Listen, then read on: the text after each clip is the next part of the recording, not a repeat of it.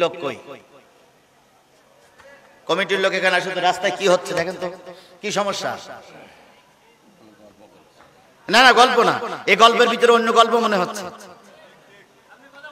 কথা বলবো, রাস্তায় ওনারা যদি অতই ভালো বোঝে তাহলে ওনারাই সহজ করুক। কথা আমার কানে আসতেছে কেন? আপনি বাড়ি যেয়ে যা পারেন করেন, কথা কানে আসবে কেন? এত করে বুঝাচ্ছি না, আপনি বুঝতেছেন না ভাই। আপনারা উঠতেছেন কেন? আপনাদের কি দায়িত্ব দিছি আমি? ওরা হয় কমিটি বুঝুক, যাই বলে দেখছি আজ করার দরকার নেই, আমরা মনোরাত করে চলে যাই। ট্যাকেল দিতে পারবেন না, এত বড় মাহফিল দেওয়ার দরকারটা কি? আল্লাহ রাসূল আপনার হেদায়েত দিতে পারিনি, আমি পারবো না। আপনি বাড়ি যেয়ে সিটেই শুই থাকে, তবু আমাদের মাহফিলটাই ডিস্টার্ব করেন না। আমরা একেবারে নয়দা না, কিন্তু একবার কিন্তু আমেরিকাতে পাসপোর্ট করে আসেনি। বিগত 16 বছর ময়দানে ছিলাম, এখনো ময়দানে আছি। যদি মনে করেন আপনি বিয়াদবি করবেন, আপনার মতন বিয়াদব শাসন করতে, আপনার মতন বিয়াদব শায়েস্তা করতে কিন্তু আবার অন্টুর ব্যাপার। একবার বলবো ধর, তোর 14 হাত কাদার তলে পুঁতি ফেলবে বল। ভালো মানুষ যদি হও তো ফিরে যাও, আর পরে আমার সঙ্গে বোঝাপড়া করি। আজকে অন্তত আমার কথাগুলো বলতে দাও। আমার নাম্বার নিয়ে যাই, যদি কোনো ভুল বলি থেকে আমার লোকেশন দিয়ে যে হুজুর আপনি ভুল বলেছেন, এ কথা বলবেন না, আমি আর বলবো না। কিন্তু আজকে তো বলার সুযোগ দাও। আল্লাহ আমাদের কবুল করুক ইসলামের জন্য, কবুল করুক ধর্মের জন্য, কবুল করুক কোরআনের জন্য। সবাই মিলে বলেন আমিন। আরো জোরে আমিন, আরো জোরে আমিন। মানুষের আর বোকা বানানো যাবে না, মানুষের আর গোলাম বানাই রাখা যাবে না। মানুষ এখন কার গোলাম হয়ে থাকতে চায়? আল্লাহর গোলাম হয়ে থাকতে চায়। কোনো ফোন দেওয়া দেবী করবেন না, বাধা দিলে আরো বেগ বাড়বে। সুতরাং বাধা দেওয়া দেবী করেন না, আমার গতিতে আমার চলতে দেন। আমি কোরআনের কথা বলছি, যেটা বলছি নোট দিয়েছি, আপনাদের নলেজে দিয়েছি। দয়া করে মসজিদে বসে বসে দেখেন আমার কথাগুলো ঠিক আছে না বেঠিক আছে। আপনি আল্লাহ আমাদের বোঝার তৌফিক দিক। আরো জোরে বলেন আমিন। ভাই আমি আমার ক্যাসেট শুনে, আমার রেকর্ড শুনে, আমার ওয়াজ শুনে তো আপনারা আমার দাওয়াত করেছেন। তা আমি ওয়াজ এখান থেকে 16 বছর 17 বছর আগের থেকে যে ওয়াজ করি, যে গরম ওয়াজ করি, তার তো অর্ধেক ওয়াজও আজকে করিনি। শেখ হাসিনা যখন ক্ষমতায় ছিল, শেখ হাসিনার জীবন্ত কবর দিয়ে গেছি আমি।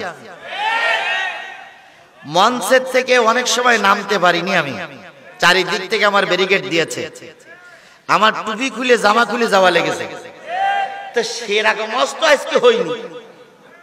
তাহলে ভুল বুঝতেছেন কেন সোনা ভাই? আমার সোনা ভাই রে, আপনারা চলে আসুন আমার সোনা ভাই। আমি আপনাদেরই ভাই। বিএনপি আর আমি একসঙ্গে এক মামলার আসামি, একই মশারির ভিতরে দুই ভাই ঘুমাইছি রে ভাই। সুতরাং সেই ভাই আপনারা কেন ভুল বুঝতেছেন? জনগণ যদি চায় আপনারাই ক্ষমতায় যাবেন। আমি আপনাদের ক্ষমতার থেকে টেনে নামানোর অধিকার আমার নেই। আমি দোয়া করি আল্লাহ যদি জনগণের সাপোর্ট পেয়ে আপনারা ক্ষমতায় যান, তাহলে আমাদের ওয়াজগুলো আরো ভালো হবে। এখনই যদি আপনারা বাধা দেন, তাহলে ভবিষ্যতে কি হবে ভাই? সোনা মানিক, সোনা ভাই আমার, যুবকেরা তোমাদের দিকে আমরা তাকাই বসে আছি। সোনা ভাই যুবকেরা, আমি কি বলতে গেলে তুমি কি বুঝতেছ? আমি বলতে চাচ্ছি, সেই সময় যদি বালি ট্রাকটা সরানো যেত, খালেদা জিয়ার মুক্তি করা যেত। আমি এই কথাটাই বলেছি। তার মানে তোমার নিয়ত থাকলেও তোমরা করতে পারোনি, তোমাদের করতে দেইনি কেডা? শেখ হাসিনা। আমি বলেছি রুটি ভাগ করা নিয়ে, রুটি ধরেন, রুটি আমাদের দেশ, আমরা দখল করেছি জামাত আর বিএনপি। কথা বলেন ঠিক না বেঠিক? এনসিপি ওয়ালারা যতই মাতব্বারি করুক, এনসিপিদের পিছনে ছিল জামাত আর বিএনপি। যদি জামাত আর বিএনপি না থাকতো, এনসিপি ওয়ালারা কোনোদিনই সরকার পরিবর্তন করতে পারতো? তাহলে জামাত আর বিএনপি রুটি নামক দেশটা আমরা পাইছি। আমরা উভয়ে দুইজনে মিলে ভাগাভাগি করে দেশের কারা সরকার গঠন করবে, কারা গঠন করবে না, নিজেরা সিদ্ধান্ত নেই। ভারত যেন সিদ্ধান্ত না নেয়, এই জন্য বানরের উদাহরণ দিছি। তা আপনার গায়ে লাগতেছে কেন? আপনি কি বানর?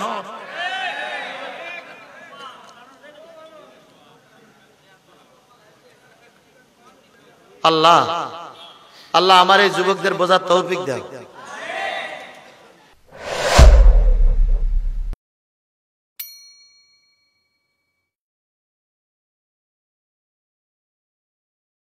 একসঙ্গে যদি বাঁশের লাঠি আর ইটির খপ বগলে নিয়ে যদি নারায় তাকবীর দেয়, কাকড়া খাওয়া, কুচিয়ে খাওয়া, শুকর খাওয়া ভারত ধুতির গিরে দেওয়ার সময় বাবা না, তার আগে বঙ্গোপসাগরে লাফাই পড়তে হবে। আমাদের ভয় দেখায়ও না, আমরা জানি মরলে শহীদ আর বাঁচলে কি।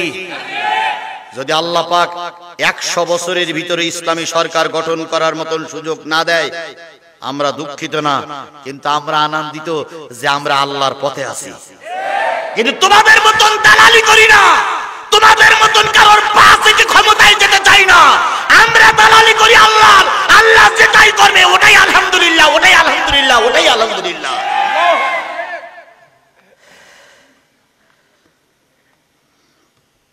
কিছু কিছু লোক দালালি করতে যেয়ে বউ পর্যন্ত বিক্রি করে ফেলতেছে।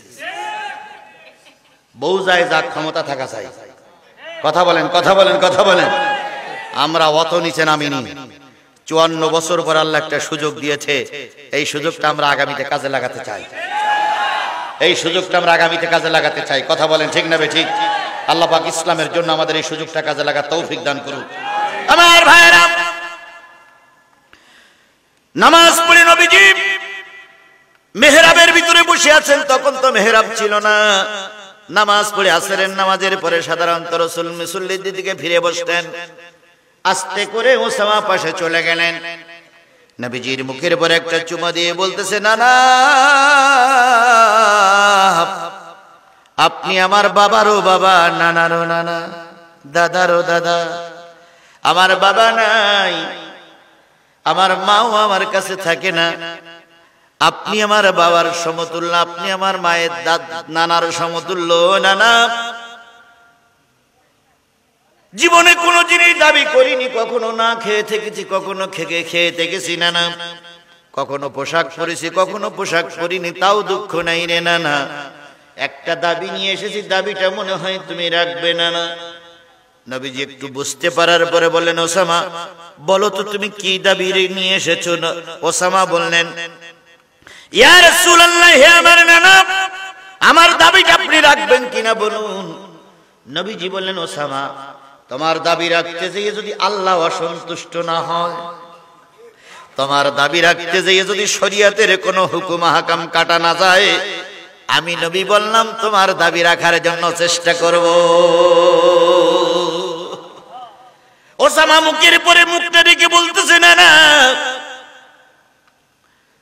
একটু আগে যে শুনানি চললেন, শুনানি করলেন, হাইকোর্ট বসালেন মসজিদে, এই রায় এখন আপনি দিবেন।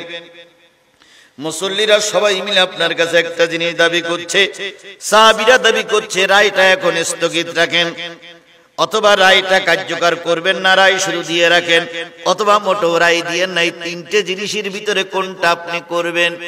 নবীজির চেহারাটা মলিন হয়ে গেল। নবীজির চেহারাটা মলিন হয়ে গেল। নবীজি কি বলবেন দিশে খুঁজে পাচ্ছেন না। সেই সময় সাহাবীরা বুঝলেন রাসূলের পরে এখন ওহী নাজিল হবে। ওহীর আলামত বোঝা যাচ্ছে। রাসূলের চেহারাটা ফুলে উঠলো, চোখ দুটো বড় হলো, পশমের গোড়া দিয়ে ঘাম বাইর হচ্ছে। রাসূলের ওহীর জানামত, সেই আলামত সামনে দৃশ্যমান হলো। সাহাবীরা চুপ করে গেলেন। এবার রাসূলের পরে ওহী নাজিল হচ্ছে। ওহী নাজিল হওয়া যখন শেষ হলো, আল্লাহর নবী তখন উপস্থিত হাজার হাজার সাহাবীদেরকে নিয়ে বলতেছেন, ইয়া আইয়ুহাল্লাযীনা আমানু, হে আমার সাহাবীরা, কেবলমাত্র আল্লাহ পাক জিবরাইলের মাধ্যমে আমার পর ওহী নাজিল করে দিয়ে বলে গেল, ওহে তোমরা ঈমানদার নিয়ে, ঈমান নিয়ে যারা মসজিদের আমার সামনে বসে আছো, তোমরা ভালো করে শোনো, আতিউল্লাহ ওয়া আতিউর রাসূল, আল্লাহর আনুগত্য করো, রাসূলের আনুগত্য করো। এই আল্লাহর আনুগত্য, রাসূলের আনুগত্যের ব্যাপারে কোনো ছাড়াছাড়ি চলবে না।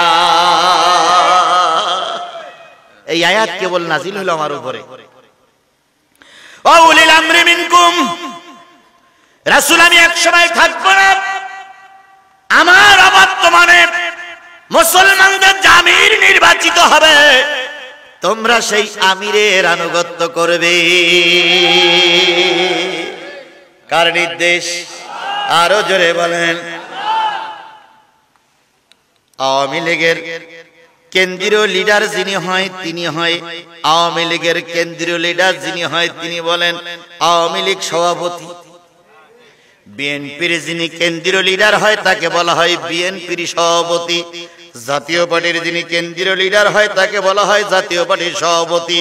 আর বাংলাদেশ জামাত ইসলাম আর ইসলামী আন্দোলন বাংলাদেশের যিনি বড় নেতা তৈরি হয় তারে সভাপতি বলে না, তারে বলে কি? আমির। কি বলে? আমির বলে। আল্লাহ বলতেছে আমিরের আনুগত্য করো, যে আমির কোরআন হাদিস দ্বারা প্রতিষ্ঠিত হয় ওই আমিরের আনুগত্য করো রাসূল যখন থাকবে না। কয়বারের মতন আমিরে জামাত নির্বাচিত হলো? তৃতীয়বারের মতন আমিরে জামাত নির্বাচিত হলো। আনন্দ মিছিল কোন জায়গায় হয়নি, বরং আমিরে জামাতের চোখ বেয়ে পানি পড়তেছে। তিনি আল্লাহর কাছে সেজদা দিয়ে বলতেছে, আল্লাহ এত বড় দায়িত্ব তুমি আবার কেন আমার কাঁধে দিলে মাবুদ? আমি এ দায়িত্ব পালন করতে হয়তো পারবো না। অন্যান্য দলের লিডাররা ক্ষমতা পাইলে আনন্দ মিছিল করে, আর ইসলামী আন্দোলন বাংলাদেশ ইসলামী ছাত্র শিবিরের ছেলেরা ক্ষমতা পাইলে সেজদা দিয়ে আল্লাহর শুকরিয়া আদায় করে।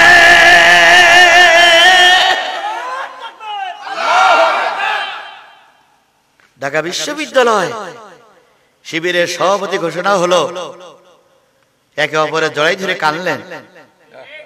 পুরা প্যানেল যখন হয়ে গেল তখন মসজিদে গিয়ে তারা 2 রাকাত নামাজ পড়লেন। কোনো ঢাকঢোল পিটাইনি, কোনো আনন্দ মিছিল করিনি। এর নাম ইসলাম, এর নাম ইসলাম, এর নাম ইসলাম। কেন বোঝো না?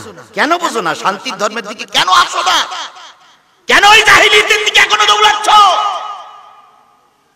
কেন ওই বাতিল পন্থীদের দিকে দৌড়াচ্ছ? যে বাতিল পন্থীরা মুখে পানি নাই না।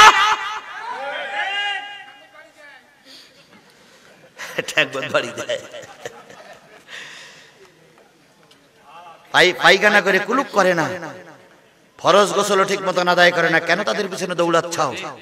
আলেম ওলামাদের পিছনে দৌড়াও, আলেম ওলামাদের পিছনে দৌড়াও। আল্লাহ তোমাকে জান্নাতের সিঁড়িতে দাঁড়িয়ে হাততালি দিয়ে ডাকতেছে, বান্দা সৃষ্টি করলাম আমি তোর, তুই আমার দিকে ফিরে আয়, কেন শয়তানের রাস্তায় ফিরে যাচ্ছিস? আল্লাহর ডাক কানে ঢোকে না। ওই আবহাওয়া অফিস বলেছে 3 দিন বৃষ্টি হবে, এটা বিশ্বাস হয়, কিন্তু দৈনিক আল্লাহ 5 বার মসজিদ থেকে ডাকতেছে, ওটা বিশ্বাস হয় না। এই কথা বলেন, কথা বলেন, কথা বলেন। 100 কিলোমিটার বেগে ঝড় আসতেছে, সেই ঝড়ে তছনছ হয়ে যাবে, ধান চাল সব মাঠে মারা যাবে, ঘর বাড়ি ভেঙে যাবে, এটা বিশ্বাস হয়। নামাজ না পড়লে জাহান্নামে যেতে হবে, এটা কেন বিশ্বাস হয় না?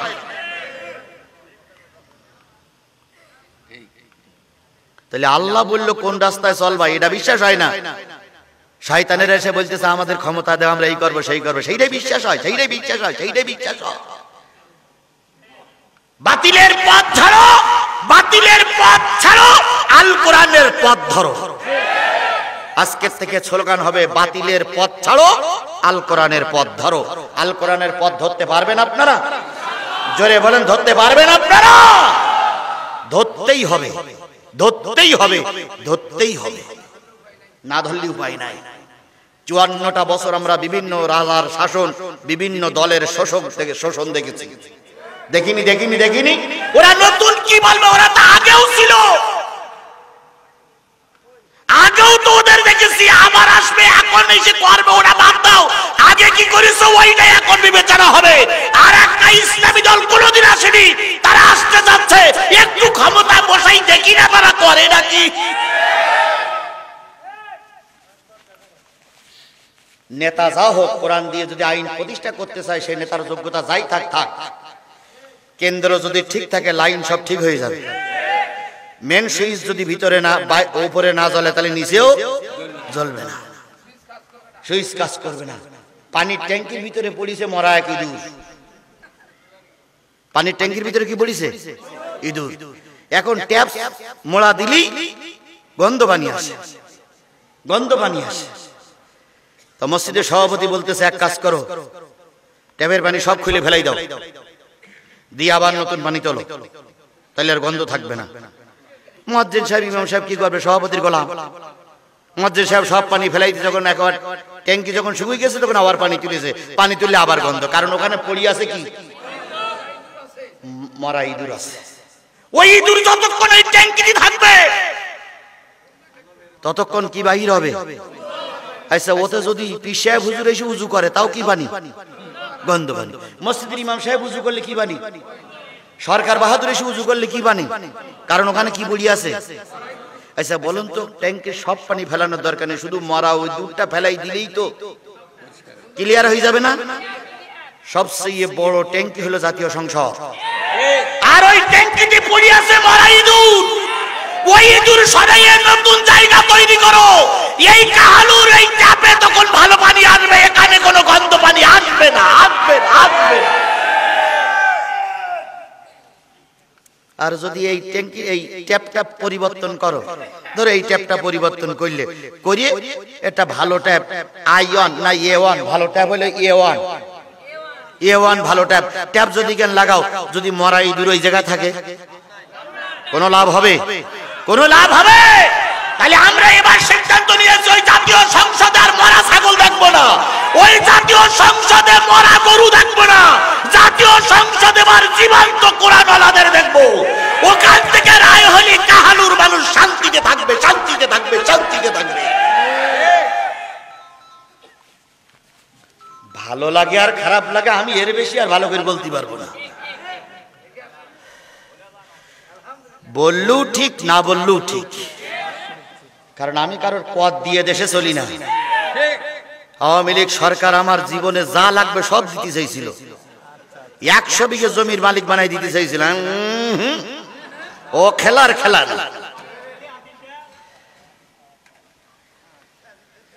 আল্লাহ আমাদের দিনের খাতিরে, ইসলামের খাতিরে, ধর্মের খাতিরে কবুল করুন। আরো জোরে বলেন আমিন। আচ্ছা ভাই, আমি তো বলতেছি এগুলো পরিবর্তন হয়ে দেশে ভালো হোক, এখন করবেন কি আপনারা না আমি? আপনারা না, আপনারা যদি করেন সুবহানাল্লাহ, না করলে আলহামদুলিল্লাহ। আমি তো সেল্লাই মেল্লাই কিছু করতে পারবো না। সুতরাং দুই একজন ফোন করিয়েন না, দুই একজন উল্টো পাল্টা কিছু বললেন না। আমার যা বলার দরকার আমি বলতেছি। আমি 2 ঘন্টা আলোচনা করে যদি কাহালুর ভোট সব কোরআনের পক্ষে যায়, আপনারা 40 বছর কি ঘোড়ার ঘাস কেটেছে? আমি 2 ঘন্টা কোরআনের পক্ষে দাওয়াত দিছি, যদি সব ভোট কোরআনের পক্ষে যায় তাহলে আপনারা কি কি কি কি করেছেন এতদিন ধরে? কোনো কাজ হবে না। মানুষ অনেক সচেতন, কথা বলেন ঠিক না ঠিক? মানুষের আর বোকা বানানো যাবে না, মানুষের আর গোলাম বানাই রাখা যাবে না। মানুষ এখন কার গোলাম হয়ে থাকতে চায়? আল্লাহর গোলাম হয়ে থাকতে চায়। কোনো ফোন দেওয়া দেবী করবেন না, বাধা দিলে আরো বেগ বাড়বে। সুতরাং বাধা দেওয়া দেবী করেন না, আমার গতিতে আমার চলতে দেন। আমি কোরআনের কথা বলছি, যেটা বলছি নোট দিছি, আপনাদের নলেজে দিয়েছি। দয়া করে মসজিদে বসে বসে দেখেন আমার কথাগুলো ঠিক আছে না বেঠিক আছে। আমার ভাইরা, আল্লাহ রাসূল বললেন কোরআন হাদিসের সঙ্গে সাংঘর্ষিক কোন রায় আমি বিরত থাকব। যদি আমার একা একাও ময়দানে থাকতে হয়, আমি ময়দানে থাকবো, তবু কোরআন হাদিস থেকে দূরে সরে যাব না। আল্লাহ রাসূল সাল্লাল্লাহু আলাইহি সাল্লাম এবার বললেন রায়টা কার্যকর করতে হবে। রাসূল রায় দিলেন। রায় দেওয়ার পর না, ওই যে আয়াত নাজিল হলো, আল্লাহ পাক বলেন ইয়া আইয়ুহাল্লাযীনা আমানু আতিউল্লাহ ওয়া আতিউর রাসূল, আল্লাহর আনুগত্য করো, রাসূলের নেতৃত্ব মেনে নাও। উলিল আমরি মিনকুম, তোমাদের ভিতর থেকে যে আমির নির্বাচিত হবে সেই আমিরের আনুগত্য করো। আল্লাহ আমাদের এই যে আমির নির্বাচিত হয়েছে 2026 থেকে শুরু হবে নতুন আমির, 2028 সাল পর্যন্ত তার ভিতরে নির্বাচন হবে। আল্লাহ রাব্বুল আলামিন এই আমিরের নেতৃত্বে একটা কোরআনের দেশ যেন আমাদের সামনে আল্লাহ উপহার দেয়। ও উলিল আমরি মিনকুম বলে আল্লাহ থেমে যান নাই। এবার সবচেয়ে গুরুত্বপূর্ণ কথা, বিএনপির ভাইরা শুনবেন, খুব গুরুত্ব দিয়ে শুনবেন ভাই। আপনারা ভুল বুঝেন না ভাই, না ভাই, আমরা আপনাদের সঙ্গে আমরা একই কেস পার্টনার, একই আন্দোলনের শরিক দল আমরা। কথা বলেন ঠিক না ঠিক? আওয়ামী লীগ যখন আমার মারতে আসতো তখন আপনারা আমার ডান পাশে থাকতেন, জামাত আমার বাম পাশে থাকতো। সুতরাং আমরা ভাই ভাই ভাই, শত্রুতা করে কোনো লাভ নেই ভাই। বিশ্বাস করুন, আপনি আমার ভাই, আপনি আমার ভাই বলে না মানলো, আমি আপনার ভাই বলে মনে করি। কারণ মামলা যা খাইছি 2 পার্টি খাইছি। কথা বলেন ঠিক না ঠিক?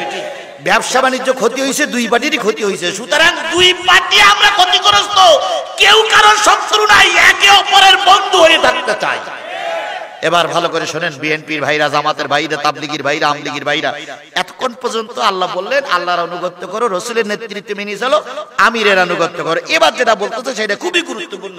আল্লাহ বলতেছেন ফাইন তানাযাতুম ফি শাইইন ফারুদ্দুহু ইলাল্লাহ ওয়ার রাসূল ইন কুনতুম তুমিনুনা বিল্লাহি ওয়াল ইয়াউমিল আখির।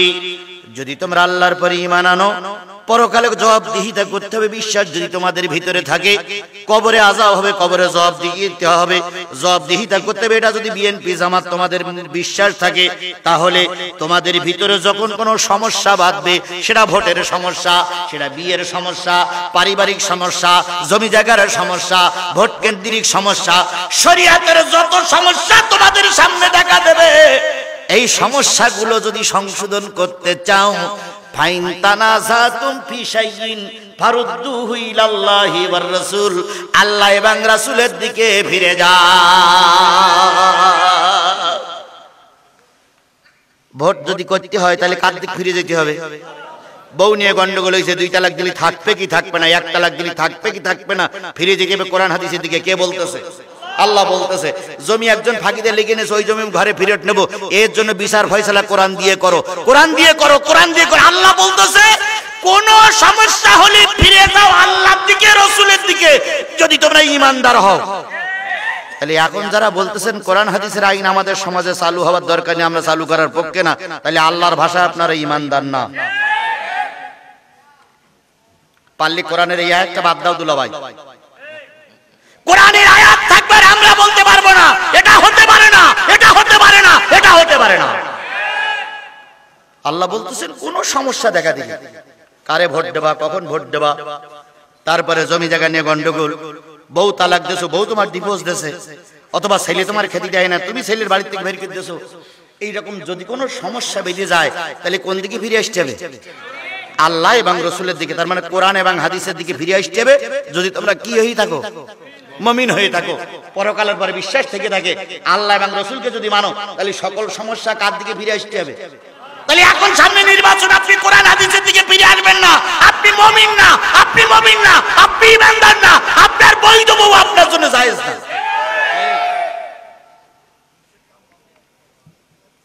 কথা ক্লিয়ার? এটাকে আমার কথা একবার আমি বলেছি।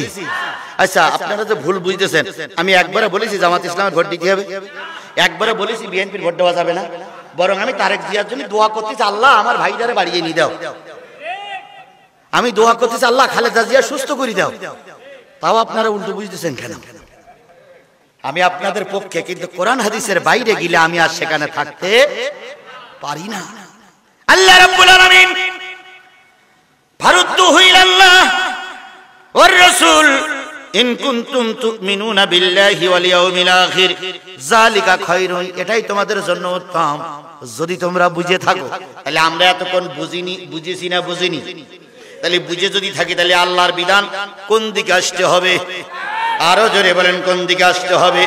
তাহলে আজকের এই বিশাল জনতাকে নিয়ে আমি কি শপথ নিতে পারি যতদিন বেঁচে আছি কিসের পক্ষে থাকবো? কারা কারা কোরআনের পক্ষে থাকতে রাজি আছেন? 2 হাত উঁচু করে মালিকের দেখান। জোরে একটা তাকবীর হবে, নারে তাকবীর।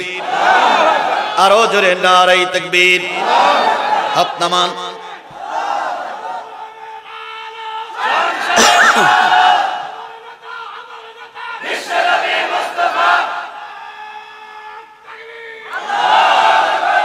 ভাই আপনারা 2 জন উঠলেন কেন? না বসুন। আচ্ছা জি ব্যাপার, এই 2 জন তো আমাদের দ্বীন ইসলামের খাদেমা বলে মনে হয়, এনাদের দেখলেই তো মনে হয় ইসলামপন্থী লোক। ওঠবার কোনো সুযোগ নেই, আমি শেষ মোনাজাত যখনই ধরবো তার আগে উঠতে পারবেন না ইনশাআল্লাহ।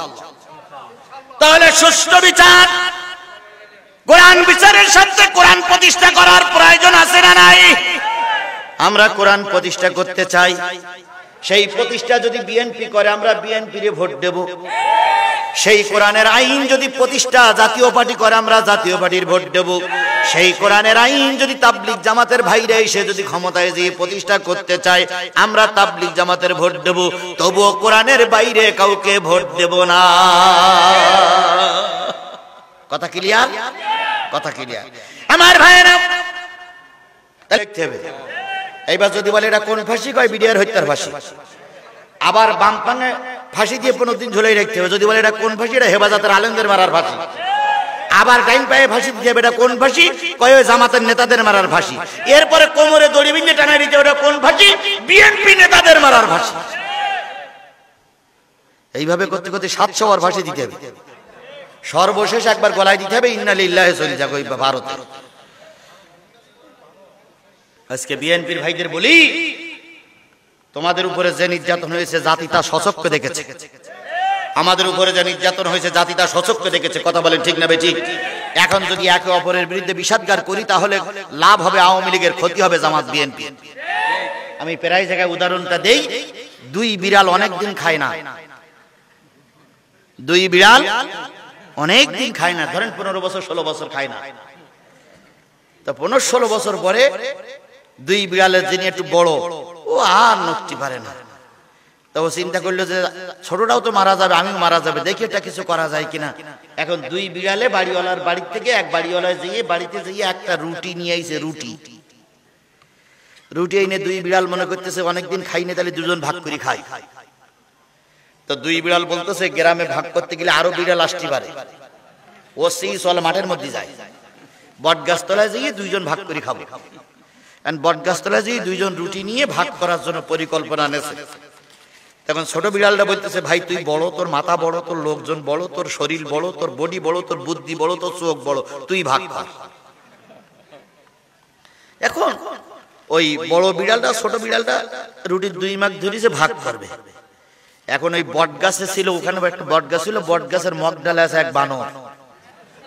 চিন্তা করতে রুটি যারা ভাগ করে খাইলো, এগা রুটি ভাগ করতে দেওয়া যাবে না। বানর লাভ মেরে এসে বলতে, ভাই ঘটনাটা কি?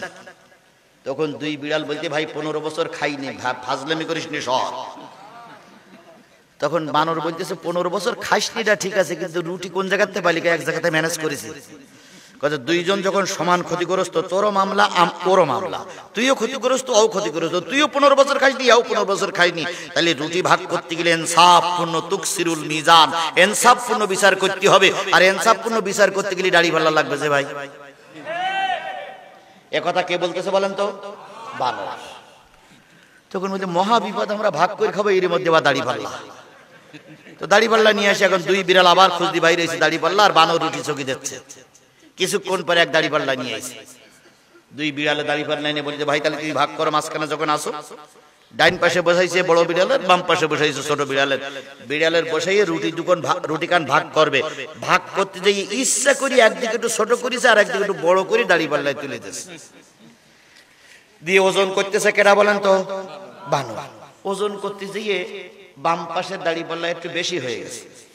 বানর বলতেছে, না এটা হবে না, তুকসিরুল মিজান, সূক্ষ্ম বিচার করতে হবে।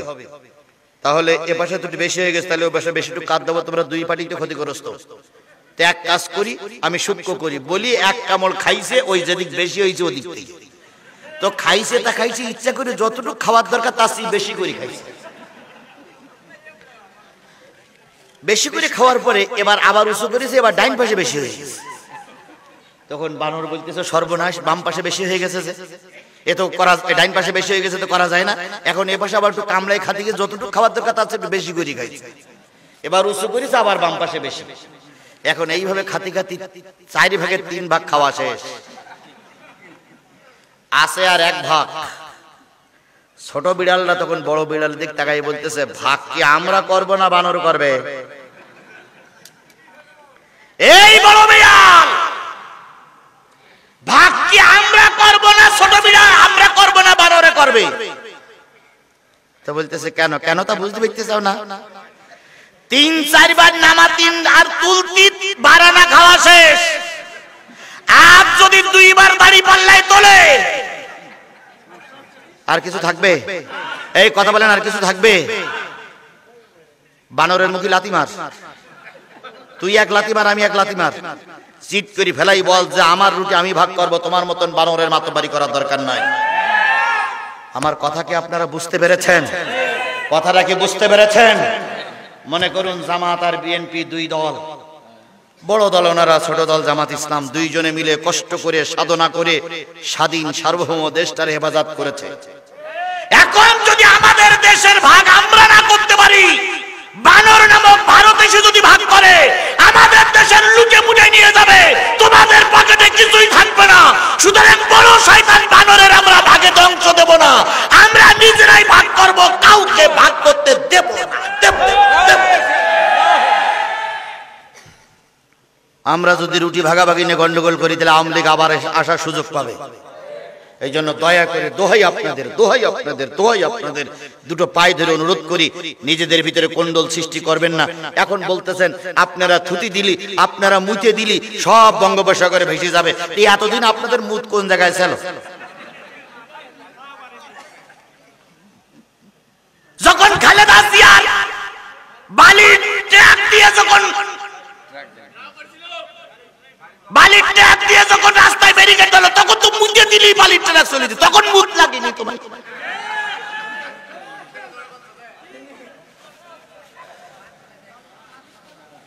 আল্লাহ, আমরা দুই দলে ক্ষতিগ্রস্ত। কথা বলেন, কথা বলেন, কথা বলেন। আমাদের এখানে কাউকে অন্য কাউকে মাতব্বরি করতে দেব না। বিএনপি ক্ষমতায় যাক, আলহামদুলিল্লাহ, আমি দোয়া করি আল্লাহ যদি বিএনপি তুমি কবুল করে থাকো কবুল করো। জামাত ইসলাম যদি ক্ষমতায় যাক, বিএনপি ভাইরা জামাত ইসলামকে মেনে নেবে, আমরা উভয় শান্তিতে থাকবো। তবু অশান্তি বাঁধানোর জন্য আওয়ামী লীগকে আর আসতে দেব না, ভারতকে কানার মাথা উঁচু করে কথা বলতে দেব না। কথা বলেন ঠিক না বেঠিক? আমাদের রুটি আমরা ভাগ করবো, কোন বানর নামক ভারত আমিরাকে ভাগ করতে থাকবো না। আমাদের রুটি কম হোক আর বেশি হোক, আমরা নিজেরাই ভাগ করে খাবো। কোন শয়তান বানরের আর আসতে দেব না, দেব না, দেব না। বুঝলেন তো বুঝলেন, না বুঝলেন তো কসু কসু কসু। হযরত ওমরের জামানা কথা মনে আছে তো? লোকটা স্বীকার করলেন,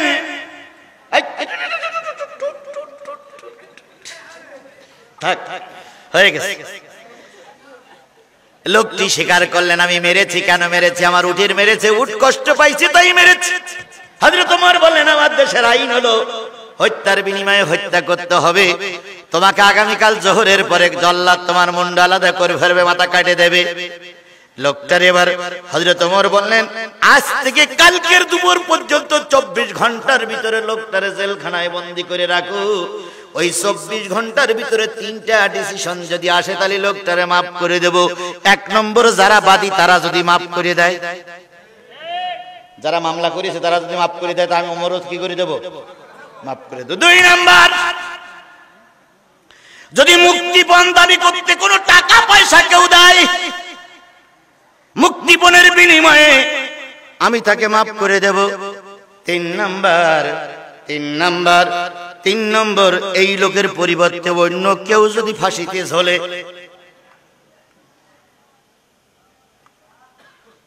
কি হচ্ছে ভাই?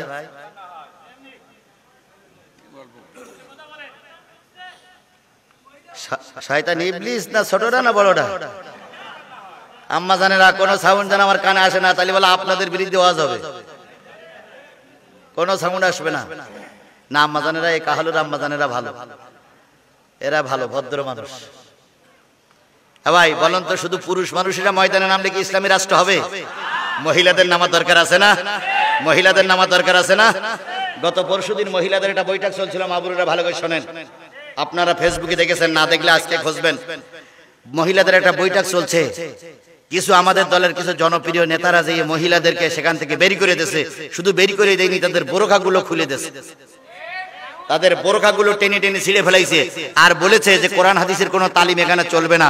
ও মা, এখন একটা দল পাওয়ারে যায়নি, তাই আপনাদের বোরখা ধরে টানতেছে। আর যদি এই দলে ক্ষমতায় যায়, মা আপনাদের বোরখা খুলে ন্যাংটা করে বাড়ি পাঠাবে।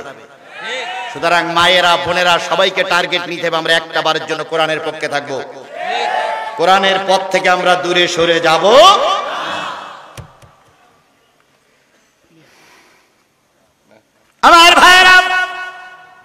কথা না বলি আপনার যদি ভালো না লাগে, একান্তই যদি আপনি ভালো না লাগে, আমি আগেই বলেছি কোরআনের মাহফিল থেকে তারাই চলে যায় যাদের আল্লাহ জাহান্নাম বাজেট করে দিয়েছে।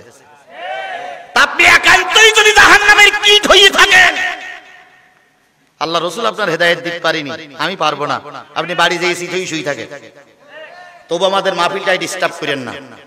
আমরা একেবারে নয়দা না, কিন্তু একবার কিন্তু আমেরিকাতে পাসপোর্ট করে আসেনি। বিগত 16 বছর ময়দানে ছিলাম, এখনো ময়দানে আছি। যদি মনে করেন আপনি বিয়াদবি করবেন, আপনার মতন বিয়াদব শাসন করতে, আপনার মতন বিয়াদব শায়েস্তা করতে কিন্তু আমার অন্টুর ব্যাপার। একবার বলবো ধর, তোর 14 হাত কাদার তলে পুঁতি ফেলবে। বল, ভালো মানুষ যদি হও তো ফিরিয়ে যাও, আর পরে আমার সঙ্গে বোঝাপড়া করি। আজকে অন্তত আমার কথাগুলো বলতে দাও, আমার নাম্বার নিয়ে যাই, যদি কোনো ভুল বলি থেকে আমার লোকেশন দিয়ে যে হুজুর আপনি ভুল বলেছেন, এ কথা বলবেন না, আমি আর বলবো না, কিন্তু আজকে তো বলার সুযোগ দাও। আল্লাহ আমাদের কবুল করুক ইসলামের জন্য, কবুল করুক ধর্মের জন্য, কবুল করুক কোরআনের জন্য। সবাই মিলে বলেন আমিন। আরো জোরে আমিন, আরো জোরে আমিন।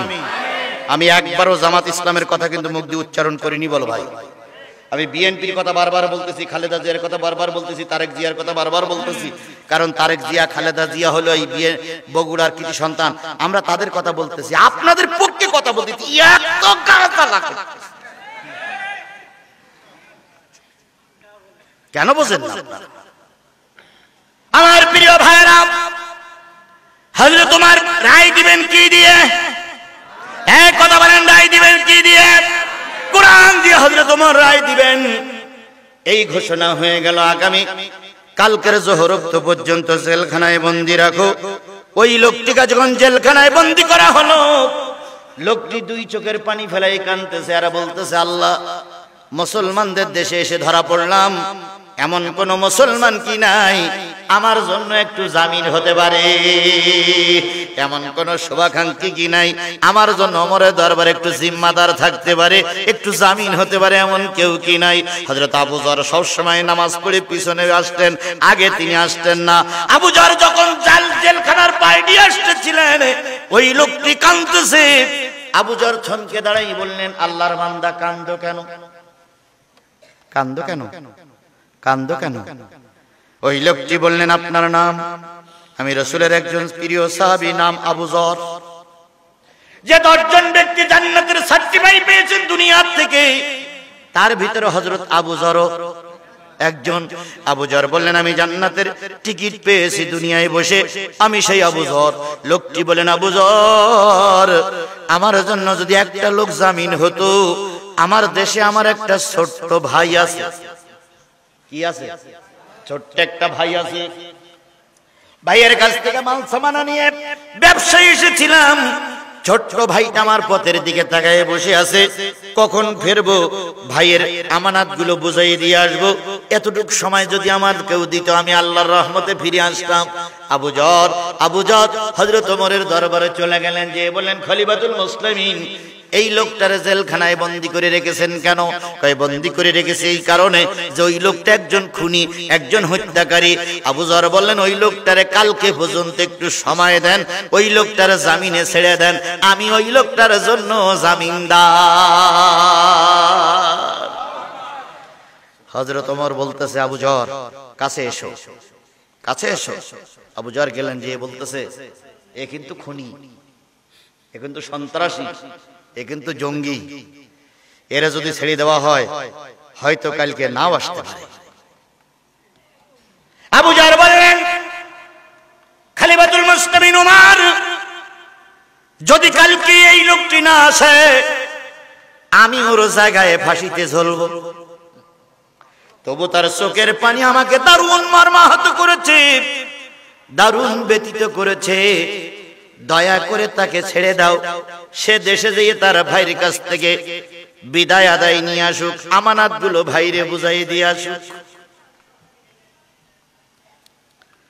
আমানাতগুলো ভাইরে বুঝাই দিয়ে আসুক, যাতে খেয়ানত না হয়। একজন ইমানদার ব্যক্তির আমানত রক্ষা করা ফরজ।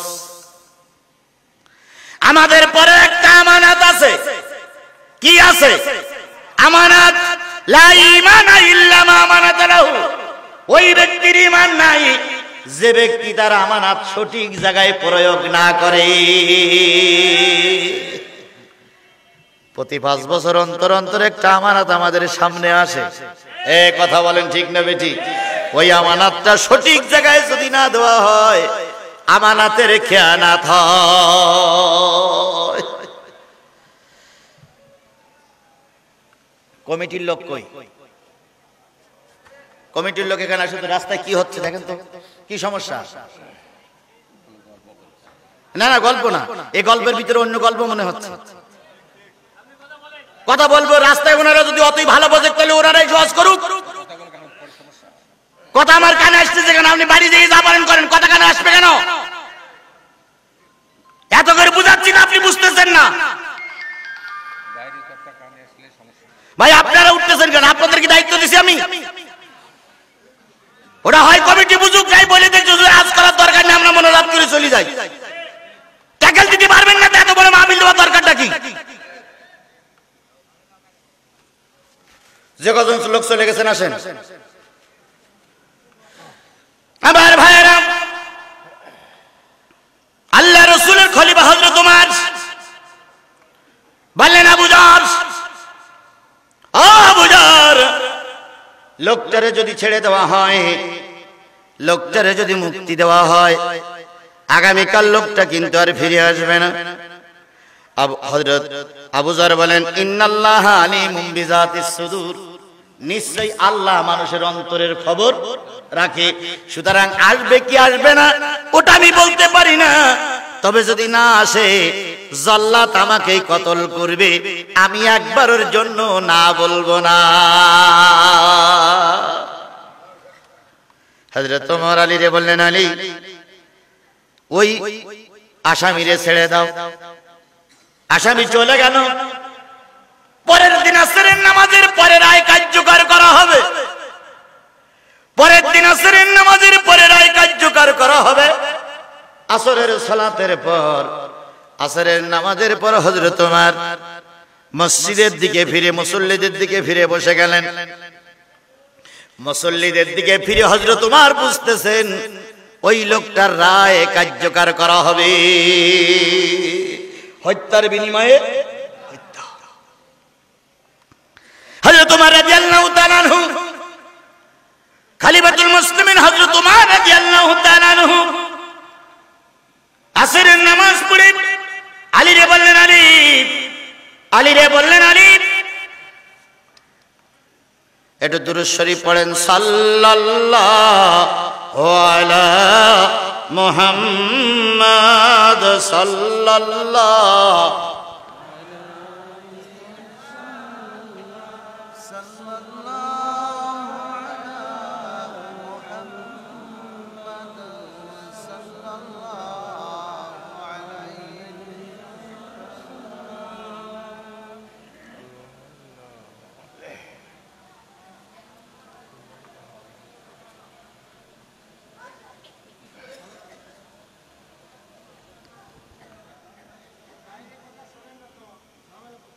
ये বইলে নাকি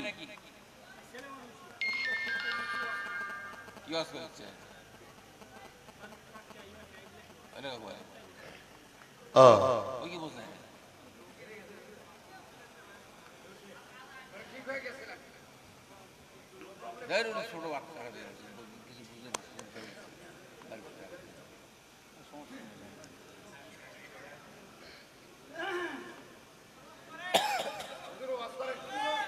আল্লাহ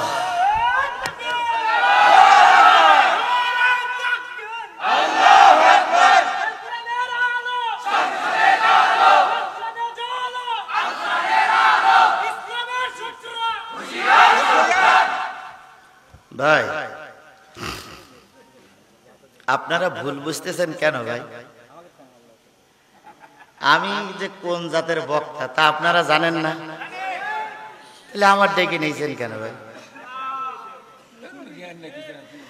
আমার ডেকে আনার পরে আমি যদি ভুল তথ্য দেই, তাহলে এখানে তো আলেমেরা আছে, আলেমদের কাছে আপনারা বলুন, অথবা এই যেরকম চিঠি আসছে এরকম চিঠিতে লিখে দেন যে হুজুর এইভাবে না বলি এইভাবে বলেন, কি এইভাবে বললে আমাদের ক্ষতি হচ্ছে। তাহলে আমি তো সেগুলো বুঝি, আপনারা ফাও ওখানে ক্যাসাল করতেছেন কেন ভাই? এই মাহফিলটার যদি ক্ষতি হয় তার জন্য কিয়ামতের দিন আপনাদের দায়ী হতে হবে। আপনারা তো বৈধ মায়ের সন্তান, আপনি আল্লাহ আমাদের বোঝার তৌফিক দিক। আরো জোরে বলেন আমিন। ভাই আমি আমার ক্যাসেট শুনে, আমার রেকর্ড শুনে, আমার ওয়াজ শুনে তো আপনারা আমার দাওয়াত করেছেন। তা আমি ওয়াজ এখান থেকে 16 বছর 17 বছর আগের থেকে যে ওয়াজ করি, যে গরম ওয়াজ করি, তার তো অর্ধেক ওয়াজ আজকে করিনি। শেখ হাসিনা যখন ক্ষমতায় ছিল, শেখ হাসিনার জীবন্ত কবর দিয়ে গেছি আমি। মঞ্চের থেকে অনেক সময় নামতে পারিনি আমি, চারিদিক থেকে আমার ব্যারিকেড দিয়েছে, আমার টুপি খুলে জামা খুলে যাওয়া লেগেছে। তো সেরকম মস্ত আজকে হইনি। তাহলে ভুল বুঝতেছেন কেন সোনা ভাই? আমার সোনা ভাই রে, আপনারা চলে আসুন আমার সোনা ভাই, আমি আপনাদেরই ভাই। বিএনপি আর আমি একসঙ্গে এক মামলার আসামি, একই মশারির ভিতরে দুই ভাই ঘুমাইছি রে ভাই। সুতরাং সেই ভাই আপনারা কেন ভুল বুঝতেছেন? জনগণ যদি চায় আপনারাই ক্ষমতায় যাবেন, আমি আপনাদের ক্ষমতার থেকে টেনে নামানোর অধিকার আমার নেই। আমি দোয়া করি আল্লাহ যদি জনগণের সাপোর্ট পেয়ে আপনারা ক্ষমতায় যান, তাহলে আমাদের ওয়াজগুলো আরো ভালো হবে। এখনই যদি আপনারা বাধা দেন তাহলে ভবিষ্যতে কি হবে ভাই? সোনা মানিক, সোনা ভাই আমার, যুবকেরা তোমাদের দিকে আমরা তাকাই বসে আছি। সোনা ভাই যুবকেরা, আমি কি বলতে গেলে তুই কি বুঝতেছ? আমি বলতে চাচ্ছি সেই সময় যদি বালি ট্রাকটা সরানো যেত, খালেদা জিয়ার মুক্তি করা যেত। আমি এই কথাটাই বলেছি। তার মানে তোমার গা নিয়ত থাকলেও তোমরা করতে পারোনি, তোমাদের করতে দেইনি কেডা?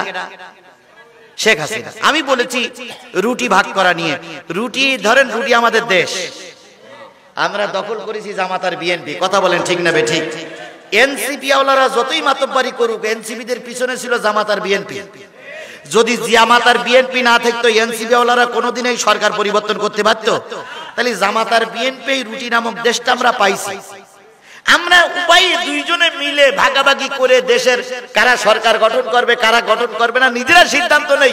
ভারত যেন সিদ্ধান্ত না নেয়, এই জন্য বানরের উদাহরণ দিছি। তা আপনার গায়ে লাগতেছে কেন? আপনি কি বানর?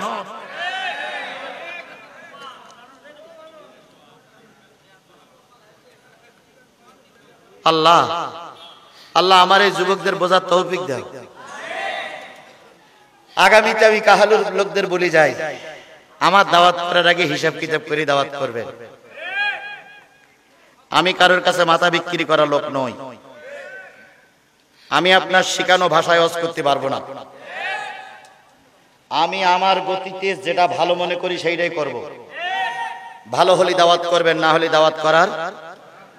বগুড়ায় ওয়াজ বন্ধ হয়ে গেলে আমার ওয়াজ সারা দেশে চলবে। আবারও বলি, ভুল বুঝেন না, ভুল বুঝেন না, ভুল বুঝেন না। আমি আপনাদের পক্ষের লোক। খালেদা জিয়ার জন্য দোয়া করিনি? তারেক জিয়া দেশে ফিরে আসুক, একথা বারবার বলতেছি না? তাহলে আপনারা ভুল বুঝতেছেন কেন ভাই? আল্লাহ আপনাদের হেদায়েত দিক। আল্লাহ আপনাদের কোরআনের পক্ষে কবুল করুক। আল্লাহ আমাদেরও কোরআনের পক্ষে কবুল করুক। ভাই আপনারা কি করতেছেন? সব নোট আমার কাছে আছে। আমার চারিদিকে, আপনাদের চারিদিকে আমার লোক আছে। আপনারা কোথায় কি বলতেছেন, কার সঙ্গে কি যুক্তি করতেছেন, দেখেন পিছনে আমার একজন লোক দাঁড়িয়ে আছে। আপনি দেখেন, ও যেখানে কথা বলতেছেন সেখানে আমার লোক আছে, সেখানে আমার লোক আছে। যেখানে আপনি বাড়ি বসে যুক্তি করতেছেন, উঠোনে একজন দাঁড়িয়ে আছে, আমার লোক। বলবো যে আসেন ভাই, আসেন আসেন আসেন আসেন সোনা ভাই, আসেন আসেন আসেন সোনা ভাইরা, আসেন আসেন আসেন সোনা ভাইরা, আসেন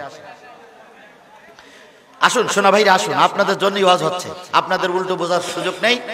উল্টো এই এলাকায় বিএনপির হারুনা রশিদ না ভাই? এই এলাকার বিএনপির কেটা জানো? হ্যাঁ, মোশাররফ হোসেন। জি, মোশাররফ হোসেন ভাই। এবার আওয়ামী লীগ সরকার যখন ক্ষমতায় ছিল, তখন মোশাররফ ভাই, হারুন ভাই আর কেডা কেডা এমপি ছিল না, এরা কিন্তু ওই 2-3 জনে আওয়ামী লীগের ওই অফিস কাঁপাই রাখত। সুতরাং সেই মোশাররফ ভাই যদি আবার এখান থেকে এমপি হয়, আমার সমস্যা কোথায়? ভুল বুঝেন না ভাই, আসে কোরআনের কথা বলতে দেন। আপনারা ভুল বুঝেন না আমার সোনা ভাই, ভুল বুঝেন না আমার ভাইরা। বিচার ফয়সালার রায় হবে।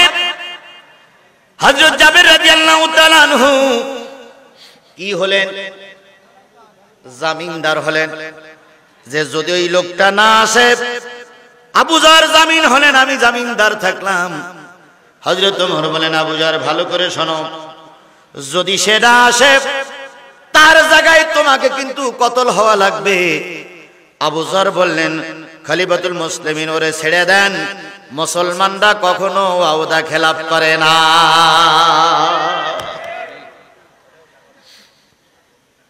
আমাদের মুসলমান, আমাদের দেশের মুসলমানেরা করে। সারা জীবন বললে ইসলামের পক্ষে থাকবো, 1000 টাকায় মোল্লা সিট। এরা মোল্লা আমার দেশে এখানেও আছে। সারা জীবন শপথ নিল কোরআনের পক্ষে থাকবো, 1000 টাকায় সিট পাঠান। 500 টাকা দিলি সিট, একটা বিড়ি সিগারেট দিলি মাল কাজ।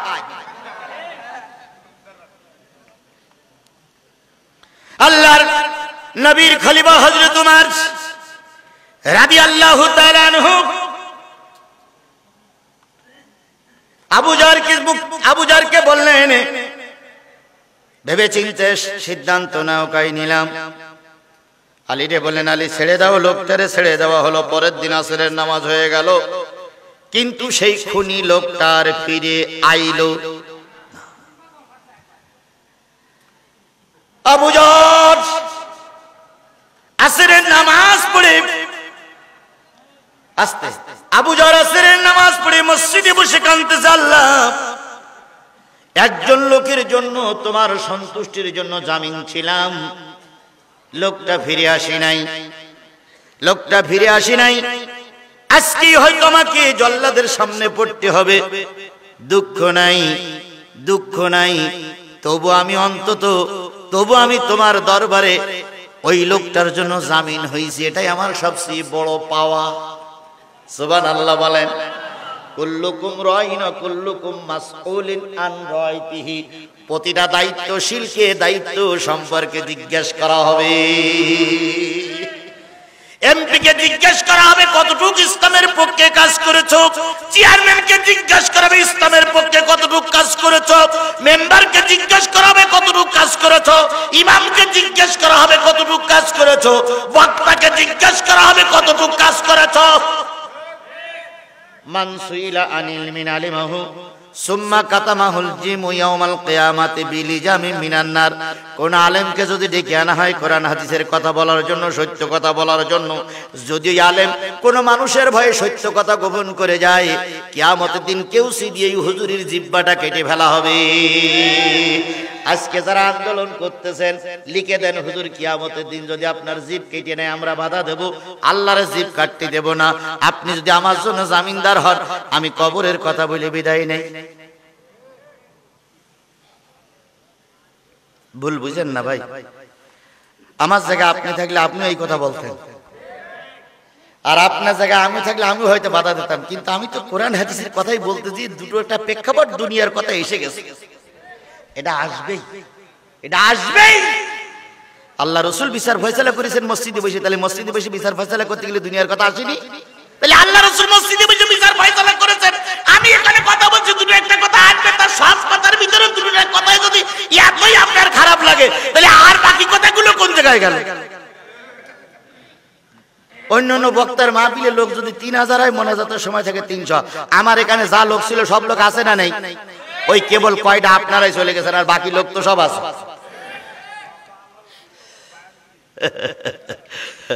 শোনা ভাই, কেন ভুল বুঝো ভাই আমার? তুমি এই ভুল বুঝে বাড়ি যেয়ে বলবা যে আজকে আমি এই করেছি। তোমার বউ যদি থাকে, দেখো তোমার বউ মুখী অন্তত একটু কুলি বেলা মারবে, যে সব লোক শুনলে তোর এত খারাপ লাগলো। তোমার মা যদি থাকে মার কাছে বলবা, মা ওই সব অশুনছিল আর আমি মা রাস্তায় ঝগড়া করতেলাম, তাই হুজুর এই কথাগুলো বলেছে। মা তোমার হয়তো ঘরের দরজা বের করে ঘরের দরজাতে বের করে ঘরের দরজা দেবে, তোর মতন বিয়াদব সওয়াল আমার ঘরের দরকার নেই। কালকে মসজিদের ইমাম সাহেবের বলো, হুজুর এই সবার লোক অশুনছিল আর আমি রাস্তায় ক্যাসাল করতেলাম, হুজুর হয়তো বলবে তোর মতন মুসল্লি আমার মসজিদই দরকার নেই। ঘৃণার কাজ করো না ভাই, মরে গেলে আল্লাহর কাছে কৈফিয়ত দিতে হবে, জবাবদিহিতা করতে হবে। হযরত ওমর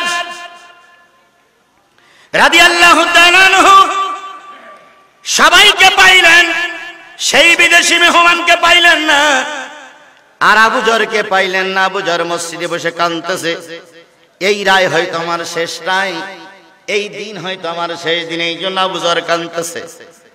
আর হযরত ওমর খুঁজতেছে সেই লোকটা কেন এখনো আসেনি, আসরের পর রায় হবে। জাল্লাদকে ডেকে বললেন, জাল্লাদ তরবারির ধার পরীক্ষা করো। তরবারির ধার পরীক্ষা করা হলো, দুইজন লোককে মসজিদে পাঠানো হলো। আবু যরকে ডেকে নিয়ে এসো, কারণ সে জামিন হয়েছে, লোকটা ফিরে আসেনি, এখনই তাকে কি করা হবে? আবু যরকেই হত্যা করা হবে, শহীদ করে দেওয়া হবে, মেরে দেওয়া হবে। দুইজন যে পিছনে যে সালাম দিচ্ছে, আসসালামু আলাইকুম, আসসালামু আলাইকুম, আসসালামু আলাইকুম। আবু যর মিসকে হাসি দিয়ে বলতেছে, বুঝেছি হযরত ওমর আমাকে তলব করেছে, চলুন জল্লাদের তরবারি রেডি, আপনি জামিন হয়েছিলেন, আপনাকে হত্যা করা হবে। হযরত ওমর ডাক দিয়েছে, চলুন। আবু যর আস্তে করে হাঁটি হাঁটি পা পা করে চলে আসলেন। কালো কাপড় দিয়ে আবু যরকে ঢেকে দেওয়া হলো। আল্লাহু আকবার। যেখানে কাল্লা আলাদা করা হয়, দুই পাশে থাকে দুটো পাথর, মাঝখানে থাকে সরু একটা জায়গা, ওই জায়গাটাই এখানে লাগাই দেওয়া হয়, আর দুই পাশে বুক আর এক পাশে মাথা লাগাই দেওয়া হয়। জল্লাদ আল্লাহু আকবার বলে একটা কোপ দেয়, মাথার বডি আলাদা হয়ে যায়। আবু যরকে কালো কাপড় পরে ওইখানে রাখা হলো। আবু যরকে ওমর বললেন, আবু যর তুমি জান্নাতি একটা সাহাবী, নবী তোমার গালে চুমা খেয়েছে, নবী তোমার বুকের ভিতরে জড়াই ধরেছে, নবী তোমার এত ভালোবাসতো, আজকে আমার জল্লাদ তোমার গর্দানের উপর আঘাত করবে, এটা আমি চাইনি, কিন্তু তুমি না জামিনদার, এখন বিচারের সূক্ষ্ম রায় দিতে গেলে, সঠিক রায় দিতে গেলে নিজের লোক কি বাইরের লোক দেখা চলবে না। আমি যে আজকে তোমার ক্ষমা করে যাই, কিয়ামতের দিন আল্লাহ পাক আমার কাল্লা আলাদা করবে। হযরত ওমর বলেন, Abu Zar ready. Abu Zar হাসি মুখে কালেমা পড়ে জায়গায় চলে গেলেন। আবু যর যখন জায়গায় চলে গেলেন, জল্লাদকে হযরত ওমর বললেন, জল্লাদ তুমি কি রেডি? জল্লাদ বললেন, আমিও রেডি। হযরত ওমর একখানা রুমাল নিয়ে দাঁড়িয়ে আছে, রুমাল কানা ফেলে দেবে, জল্লাদ কোপ মারবে, আবু যরের কাল্লা আলাদা হয়ে যাবে, বডি আলাদা হয়ে যাবে, বডি আলাদা হয়ে যাবে। আবু যরের একটা কোপে দুইটা অংশ হয়ে যাবে। হযরত ওমরের দিকে জল্লাদ তাকিয়ে দাঁড়িয়ে আছে, সমস্ত সাহাবীরা কান্দে, সমস্ত মুসলমানরা কান্দে, বারবার স্লোগান উঠতেছে, ওমর একজনের দায় আর একজনকে ফাঁসি দিও না রে ওমর, একটু ক্ষমার চোখে দেখা যায় কিনা। ওমর এত সুদক্ষ, এমন সুদক্ষ রাজনীতিবিদ, সুদক্ষ কি বলে বিচারপতি ছিলেন, কারোর কথায় তার মন নরম হচ্ছে না, অথচ ওমরেরও দিলে মায়া লাগতেছে, কিন্তু কিছু করার নেই, আইনের কাছে সবাই সমান। হযরত ওমর রাদিয়াল্লাহু তাআলা লাল রুমাল দিয়ে দাঁড়িয়েছেন, ফেলাইলেই জল্লাদ। এমন সময় একজন দূর থেকে ছুটে এসে বলতেছে, খলিফাতুল মুসলিমিন, মরুভূমির বুক চিরে দুইজন মানুষ দুটো ঘোড়ায় আসতেছে, এই দুটো লোক আসা পর্যন্ত একটু সময় কি দেওয়া যায় না? এই দুটো লোক আসা পর্যন্ত একটু সময় কি দেওয়া যায় না? তখন বলতেছে আচ্ছা আসুক। দুইজন আসলেন। গতকালকে যিনি আবু যারের কাছে জামিন নিয়ে চলে গেছিলেন তিনি আসছেন, আর সাথে আসছে তার আর একটা ছোট ভাই। সুবহানাল্লাহ কি জোরে বলা যাবে না? ফাঁসি হবে কয়জনের, কাল্লা যাবে কয়জনের, কিন্তু আসছে কয়জন? দুইজন। বড় ভাই এসে বলতেছে খলিফাতুল মুসলিমিন ওমর, আমি ফিরে এসেছি। আবু যর বললেন জল্লাদ। ওমর বললেন জল্লাদ, আবু যরকে সরায়ে প্রকৃত খুনি দিয়ে ওই জায়গায় কালো কাপড় দিয়ে নিয়ে যাও। ছোট ভাইটা ওমরের পা জড়াই ধরে বলতেছে খলিফাতুল মুসলিমিন, আমার ভাই যদি মারা যায় আমি বেঁচে থাকতে পারবো না, ভাই ছাড়া আমার আর কেউ নাই, তাই দাবি করছি ভাইয়ের জায়গায় আমাকে আগে হত্যা করুন। হযরত ওমর দাবি করলেন। ওমর মিসকে হাসি দিয়ে বললেন, একজনের হত্যার দায় আর একজন ফাঁসিতে ঝুলবে না।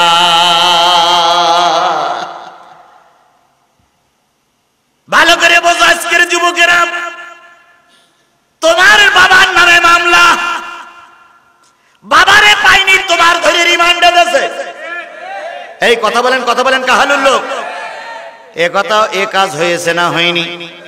ছেলের নামে মামলা, ছেলেরে পাইনি, ছেলে ছাত্র দল যুব দলের লোক, ছেলেরে পাইনি, বাবা ধরে নিয়ে রিমান্ডে দিয়েছে, বাবা ধরে জেলে দিয়েছে, ছেলেরে ধরে নিয়ে যাচ্ছে যুব দল বিএনপির লোক, মা ছাড়া দিয়েছে, মাকে লাথি মেরে ফেলাই দিয়েছে, কোন কোন ক্ষেত্রে মাকে ধরে হাজতে দিয়েছে। এ দৃশ্য আমাদের দেশের লোক দেখেছে না দেখিনি? অন্যায় করেছে বাপ, শাস্তি পাবে বাঘ, ছেলে কেন মার খেলো?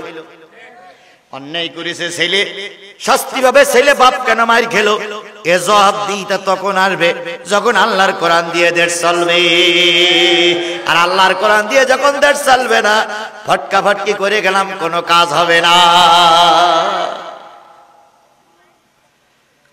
আল্লাহ এ জাতির বুঝ দাও, এ জাতির আল্লাহ হেদায়েত দাও, এ জাতির আল্লাহ কোরআনের খাদেম খাদেমা বানায় দাও।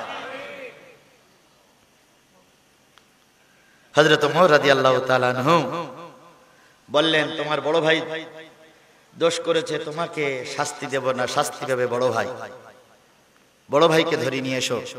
বড় ভাইকে ধরে নিয়ে যখন কাল্লা আলাদা করবে, সেই সময় যে লোক নালিশ করেছিল সেই দুটো লোক এসে বলতেছে খলিফাতুল মুসলিমিন, যার বিরুদ্ধে নালিশ করেছিলাম তারে ছেড়ে দেন,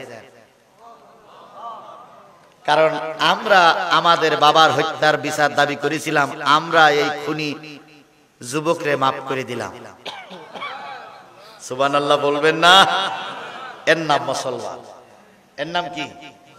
হযরত ওমরের রাগ কম না বেশি? হযরত ওমর রেগে মেগে বলতেছে, এই বেটা ক্ষমা করবি তা আগে করলি, সেই তো ক্ষমা করলি তা আগে করলি, তা তো বিচার সালিশ করা লাগবে না।